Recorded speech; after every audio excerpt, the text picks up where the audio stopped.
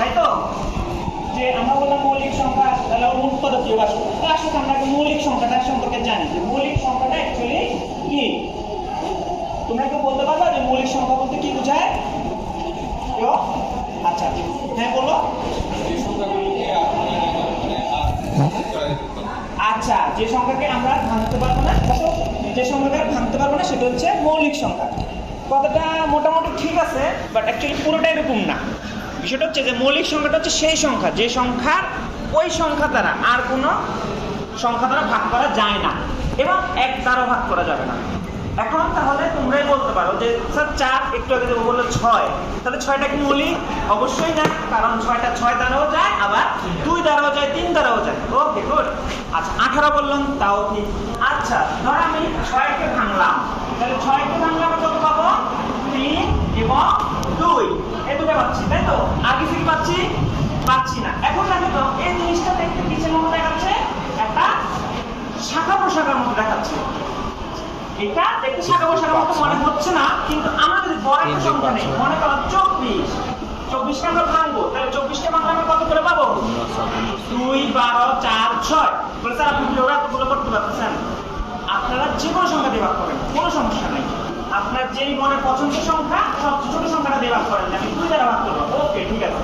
আপনি 2 দ্বারা ভাগ করবেন, তাহলে এখানে পাবেন 12। আপনারা কি দেখতে পাচ্ছেন? ওকে, আপনারা পাবেন 12। এখন আমি তো 2কে ভাঙতে পারবো না, কারণ 2 নিজে একটা মৌলিক সংখ্যা। আসেন এবার 12কে ভাঙলে আমরা কি পেয়ে যাচ্ছি? 6 আর 2। আবার 6কে আমরা ভাঙতে পারবো, ঠিক আছে। এখন দেখেন এটা দেখতে একটা শাখা মতো মনে হচ্ছে যে আরো ছড়াবে। যত বড় সংখ্যাটা আমরা নেব তত বেশি ছড়াবে, তাই তো? আচ্ছা, এটাই হচ্ছে আমাদের আজকের টপিক, যেটা হচ্ছে উৎপাদকের গাছ। আপনাদের বইয়ে এখন উৎপাদকের গাছ সম্পর্কে বলা আছে যে আমরা কোনো একটা সংখ্যাকে যদি ভাঙতে থাকি তাহলে আমরা সেটাকে উৎপাদকের প্রকাশ করতে পারবো গাছের মাধ্যমে। এখন বলতে পারেন স্যার গাছ কেন দরকার হবে? আমি তো যে কোনো ভাবে ভাঙতে পারি। আমি যদি আপনি যেমন 18 সংখ্যাটা বললেন, সেটা আমি 2 গুণ 9 এভাবেও লিখতে পারি, আবার 3 গুণ 6 এভাবেও লিখতে পারি, ঠিক আছে? হ্যাঁ, আপনার কথা ঠিক আছে, যুক্তি আছে। কিন্তু আমি যদি সংখ্যাটাকে এরকম করে লিখি 2 গুণ 3, তাহলে কি হচ্ছে না। আচ্ছা, কোনো সমস্যা নাই, আমরা আসি। এখানে একটা 3 দিয়ে দিই। এখন দেখেন একটা 18কে ভাঙার জন্য আমার কতক্ষণ সময় লাগছে? আপনাদের তো আরো বেশি সময় লাগতেও পারে, আবার কমও লাগতে পারে। আমার চেয়ে ট্যালেন্টেড আছে অনেকে, আমি আপনাদের মতোই। এখন এই সংখ্যাটাকে সহজ করার জন্য আমরা একটা পদ্ধতি হচ্ছে, সেটা হচ্ছে এই বৃক্ষের পদ্ধতি বা গাছের পদ্ধতি। অন্যান্য গাছে যেমন গোলাপ গাছে যেমন গোলাপ থাকে, মরিচ গাছে যেমন মরিচ থাকে, যেমনি উৎপাদকের কাছে থাকে উৎপাদকের তার সংখ্যা। আসুন এবার এই চিত্রটা যদি লক্ষ্য করেন, যদি চিত্রটা ছোট হয়ে গেছে, আমি এখানে এঁকে দিচ্ছি। যেমন আমাদের এখানে একটা সংখ্যা আছে, তোমরা কি দেখতে পাচ্ছ সংখ্যাটা কত? সর্বনিচে, সবার নিচে 96। আচ্ছা, ঠিক আছে, আমি এখান থেকে লিখতেছি 96 লিখলাম। এখন 96টা আমরা কিভাবে ভাঙতে পারি?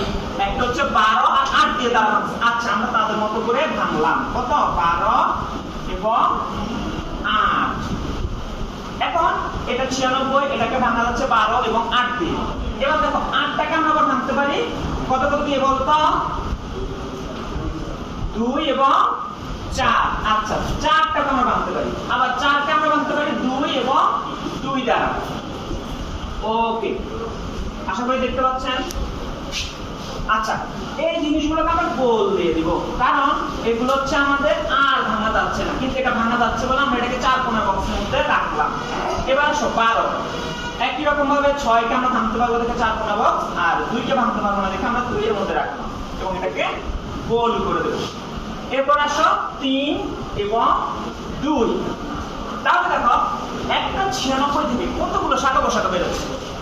এখন এটাকে যদি আমরা এই চিত্রের মাধ্যমে দেখাই, পুরোপুরি একটা গাছের মতো মনে হচ্ছে, যেখানে প্রত্যেকটা শাখা প্রশাখায় একটা করে ফল বা উপাদান আছে। আচ্ছা, তাহলে যদি তোমরা মৌলিক সংখ্যা গাছটা সম্পর্কে জেনে থাকো, তাহলে এখন আমরা তোমার একটা গ্রুপ ওয়ার্ক করবো। আমিও তোমাদেরকে দিক নির্দেশনা দেবো, তোমরাও করবো। তোমরা তো এখানে 3 জন আছো, তুমি কি এখানে যেতে পারবা?